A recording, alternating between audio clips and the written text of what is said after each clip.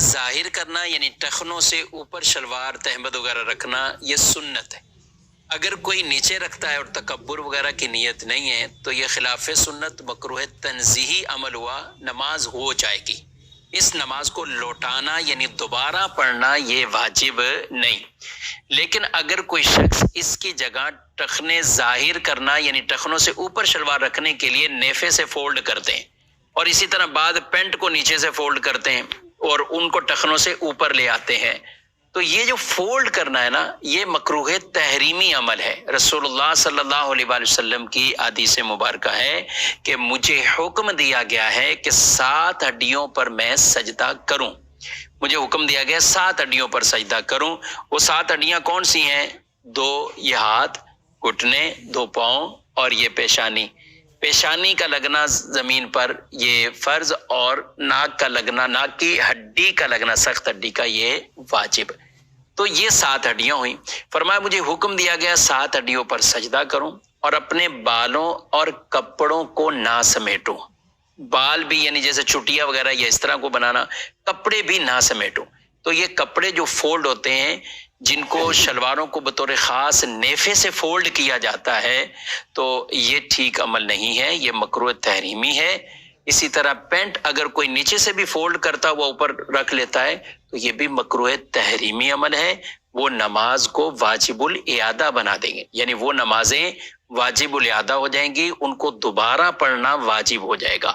اگر کسی کی شلوار یا پینٹ بڑی ہے تو اسے چاہیے کہ پھر اولاً تو یہ چاہیے کہ ہونی اتنی چاہیے کہ ٹخنے ظاہر ہو جائیں، لیکن اگر ہے بڑی تو پھر وہ نارملی چھوڑ دے، یعنی ان کو فولڈ نہ کرے، نہ نیچے سے کرے نہ نیفے سے کرے، تاکہ ایسا نہ ہو کہ مکروہ تنزیہی سے تو بچ رہا ہے لیکن مکروہ تحریمی کے عمل میں پڑ رہا ہے۔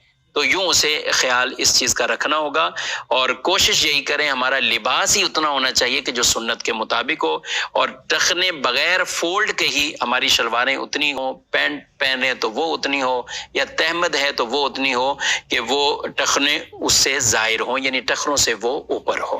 اس چیز کا خیال اگر نمازی حضرات رکھیں گے، ہم بکثرت شہروں کے اندر جو افراد رہتے ہیں تو وہ پینٹ کے ساتھ یہی معاملہ کرتے ہیں، عام حالت میں پینٹ نیچے ہوتی ہے اور نماز کے لیے اس کو فولڈ کر کے کوئی آدھی پنڈری پہ کوئی پتہ نہیں کہاں لے کے جا رہا ہوتا ہے، تو ان کی نمازیں مکروہ تحریمی ہو رہی ہوتی ہیں۔ یہ خود بھی مسئلہ سمجھنا چاہیے اور اپنے دوسرے بھائیوں تک بھی اس مسئلے کو پہنچانا چاہیے۔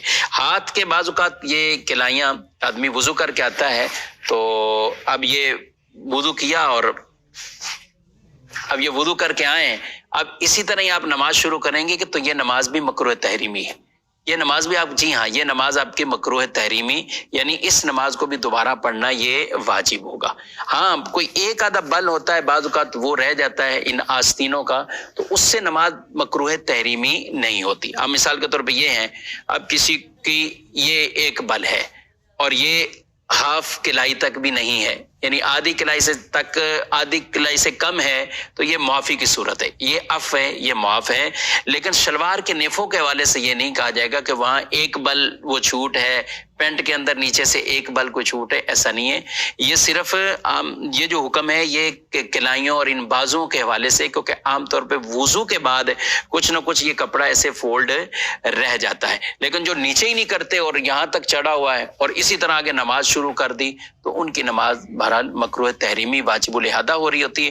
یہ دین کے مسائل جب ہم سیکھیں گے، سمجھیں گے، اور نماز کو جیسا حکم ہے ویسا پڑھنا ہے۔ جی ہاں، فرمایا جس نے وضو کیا ویسا جیسا حکم تھا اور نماز پڑھی ویسے جیسا حکم تھا، اس کے گناہ اللہ بخش دیتا ہے۔ تو بخشش بھی چاہیے، تو ان احکامات کو پورا کما حقہ ہمیں بجا لانا یہ بہت اہم اور ضروری ہے۔ اللہ پاک مجھے آپ کو عمل کی توفیق عطا فرمائے، آمین بجاہ النبی الامین صلی اللہ علیہ وسلم۔